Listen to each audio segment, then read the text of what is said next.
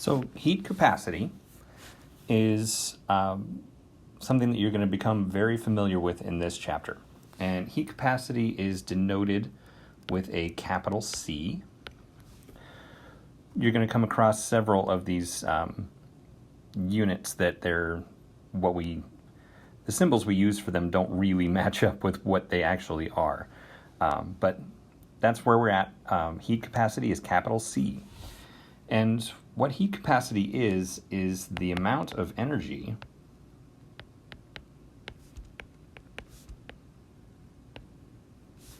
required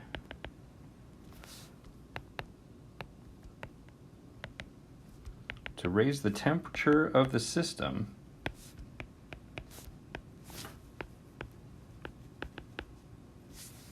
by 1 degree Celsius. Okay, and it has units of typically joules per degree C. Okay, how many joules per degree C is the heat capacity of a system? Okay, we also have specific heat capacity, and this will probably be a little more common for us in this chapter.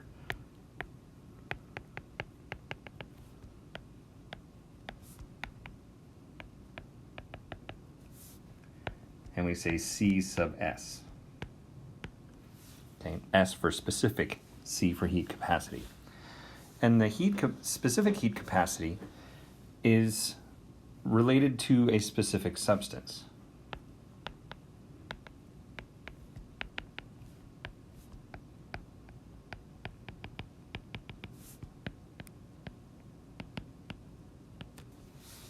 Okay, and similar to regular heat capacity, the more general heat capacity, it is the amount of energy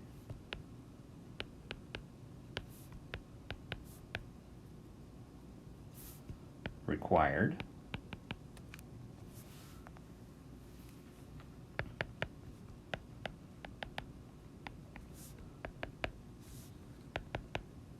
to raise the temperature of 1 gram of substance by 1 degree Celsius.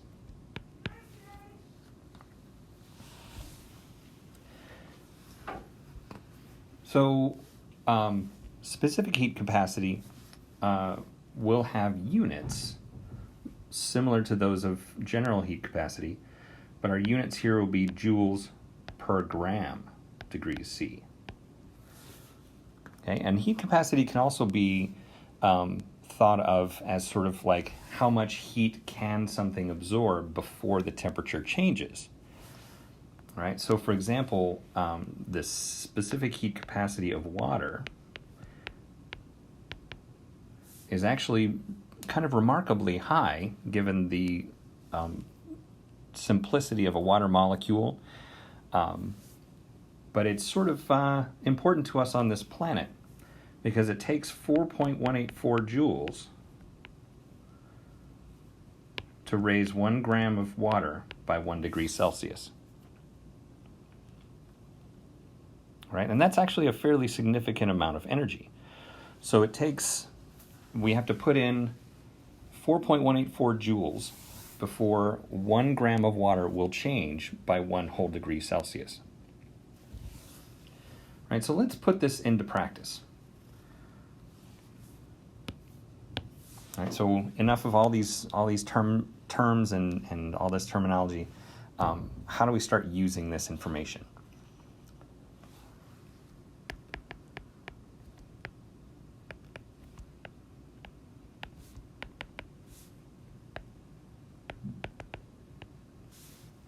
How much heat is required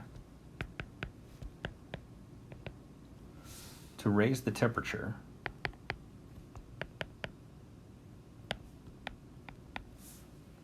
of 7.35 grams of water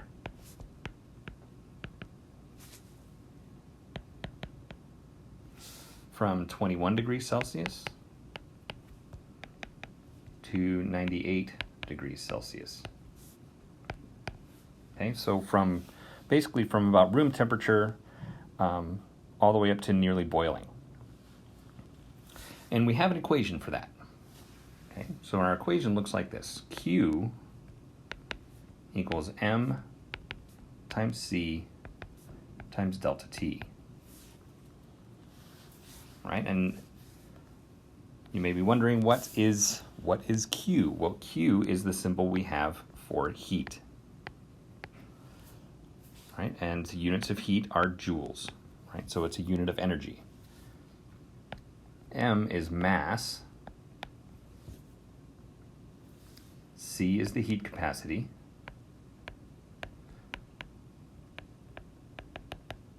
And it may be C, it may be CS, depending on, are we talking about a whole system or are we talking about a specific substance? And then delta T, delta is always final minus initial. So T final minus T initial.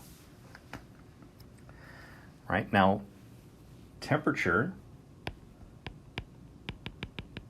units will depend on units of C. Okay, so if our heat capacities, so the SI unit for heat capacity is joules, grams, and degrees Celsius. We can also do heat capacity, let's come back up here. We can also do heat capacity as molar heat capacity.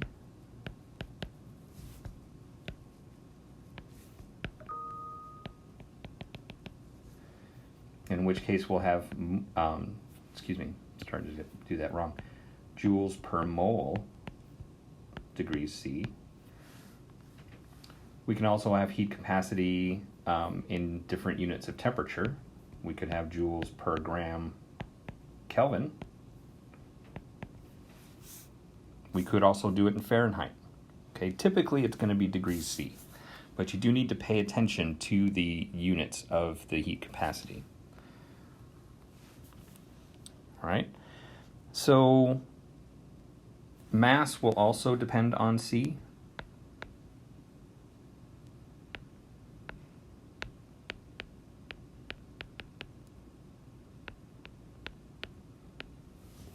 Okay, heat capacity is the thing that won't change in this equation. But if I have units in the heat capacity of kilograms, or if I have pounds or whatever, I need to pay attention to that. Sometimes even the heat, we'll have to watch out for the units of there, because it could be kilojoules per gram degrees C. Okay, but it's always a unit of energy per mass times temperature. Okay, so our equation here, Q equals MC delta T, is one that you're going to use a lot in this chapter.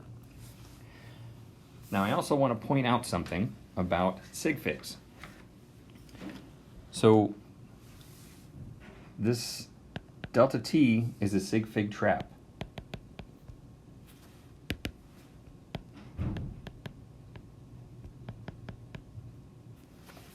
Because it's a subtraction. Okay, you actually do have to pay attention to the Sig Fig rules for subtraction with delta T. All right, and remember our subtraction rule deals with decimal places, not Sig Figs. Okay, so let's take a look at our problem here. All right, so let's go ahead and get into actually doing the problem now that Dr. Line has spent forever talking about the equation. So Q is the heat. That's what we're after. The question says how much heat is required. So Q equals the mass, which is 7.35 grams, times the specific heat of water, which we were given earlier, 4.184 joules per gram degrees C, and then our temperature change, final minus initial.